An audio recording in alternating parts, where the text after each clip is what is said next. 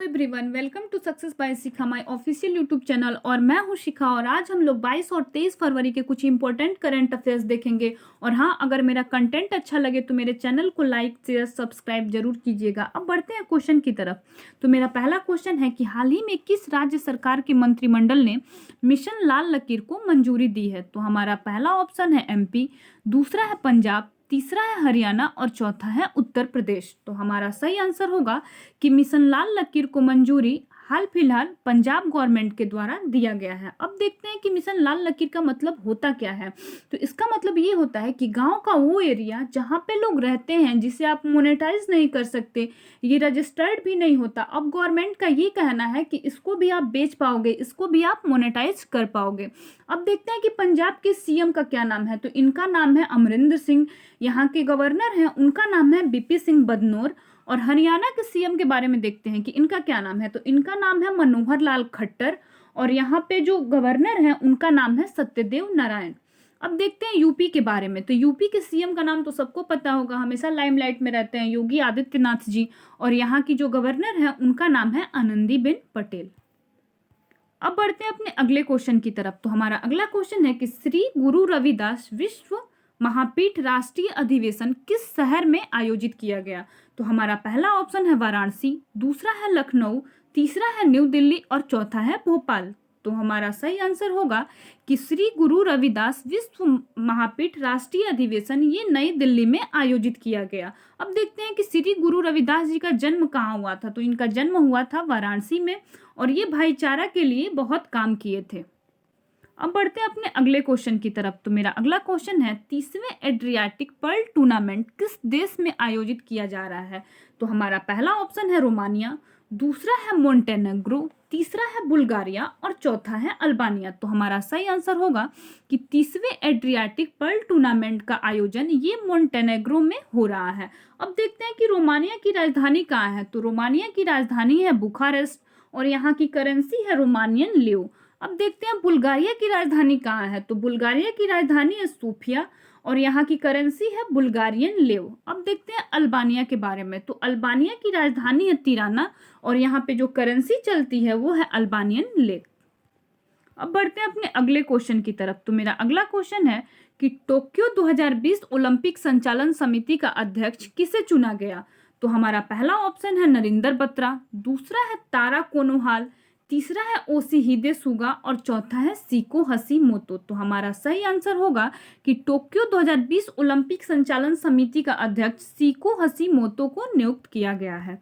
अब बढ़ते हैं अपने अगले क्वेश्चन की तरफ। तो हमारा अगला क्वेश्चन है कि अटल पर्यावरण भवन का उद्घाटन कहाँ किया गया है? तो हमारा पहला ऑप्शन है केरल, दूसरा है लक्षद्वीप, तीसरा है गुजरात और चौथा है मध्य प्रदेश। तो हमारा सही आंसर होगा कि अटल पर्यावरण भवन का उद्घाटन ये लक्षद्वीप में किया गया है। लक्षद्वीप की राजधानी कहाँ है? तो ये है कौरत्ती।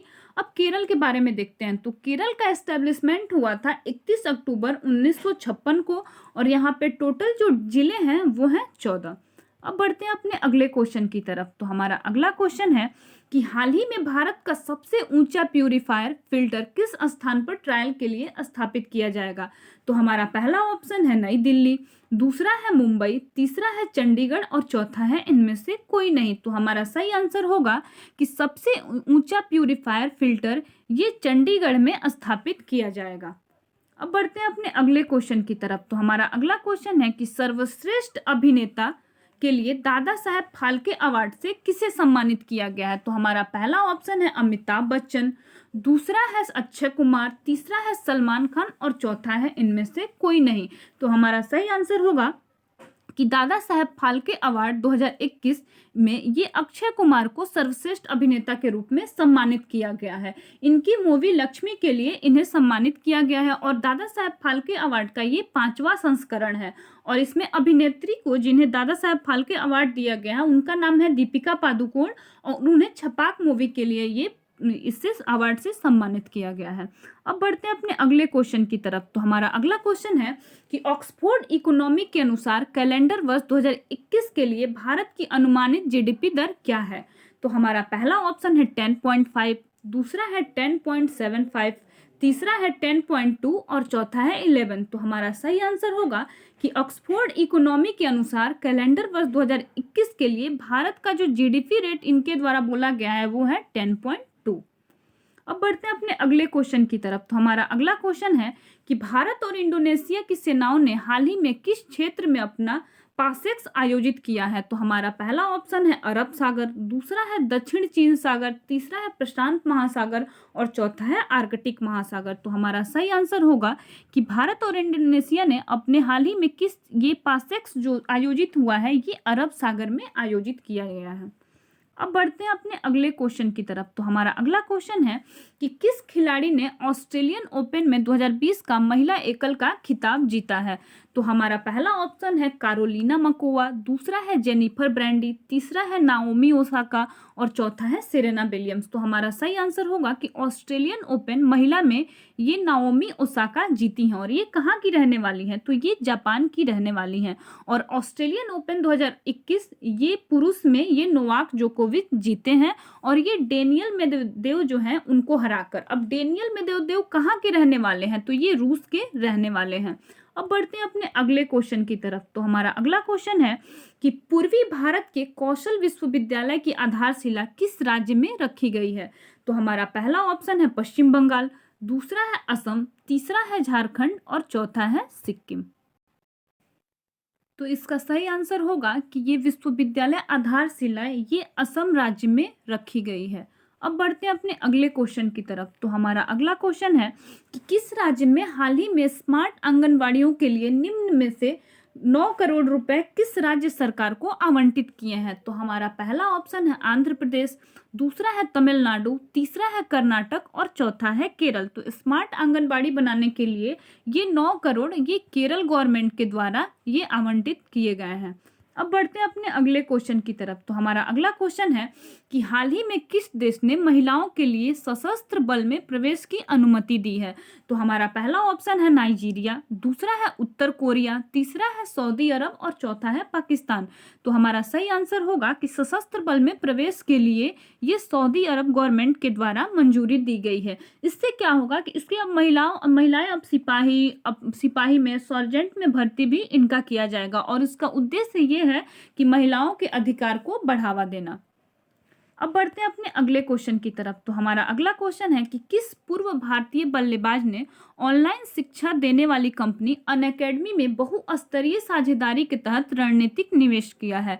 तो हमारा पहला ऑप्शन है सौरव गांगुली, दूसरा है सचिन तेंदुलकर, तीसरा है केएल राहुल और चौथा है इनमें से कोई नहीं। तो हमारा सही आंसर होगा कि सचिन तेंदुलकर ने ऑनलाइन शिक्षा देने वाली कंपनी अनअकैडमी में बहुस्तरीय साझेदारी के तहत रणनीतिक निवेश किया है।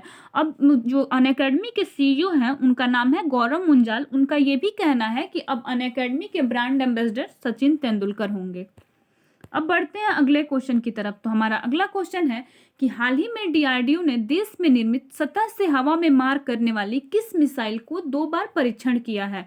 तो हमारा पहला ऑप्शन है VLSRAAM, दूसरा है सूर्या मिसाइल, तीसरा है प्रहार मिसाइल और चौथा है अमोघ मिसाइल। तो हमारा सही आंसर होगा कि VLSRAAM को अब डीआरडीओ द्वारा 2 बार परीक्षण किया गया है।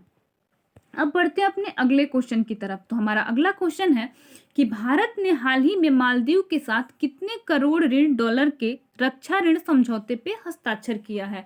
तो हमारा पहला ऑप्शन है 10 करोड़ डॉलर, दूसरा है 7 करोड़ डॉलर, तीसरा है 5 करोड़ डॉलर और चौथा है 9 करोड़ डॉलर। तो हमारा सही आंसर होगा कि भारत और मालदीव ने 5 करोड़ डॉलर ऋण का समझौता किया है। अब बढ़ते हैं अपने अगले क्वेश्चन की तरफ। तो हमारा अगला क्वेश्चन है कि विश्व चिंतन दिवस कब मनाया जाता है?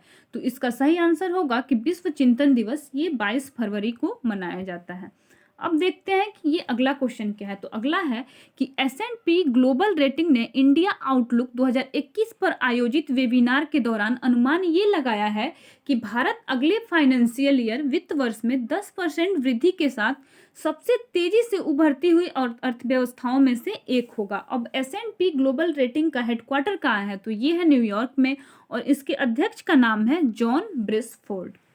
अब देखते हैं अगला क्वेश्चन क्या है। तो हमारा अगला क्वेश्चन है कि वेंकैया नायडू ने मैवरिक मसीहा नाम की पुस्तक का विमोचन किया जो एनटी रामाराव की जीवन पे आधारित है। तो इसके लेखक कौन है? तो इनके लेखक का नाम है रमेश कुंडला। आज के लिए इतना ही, मिलते हैं अगले क्लास में।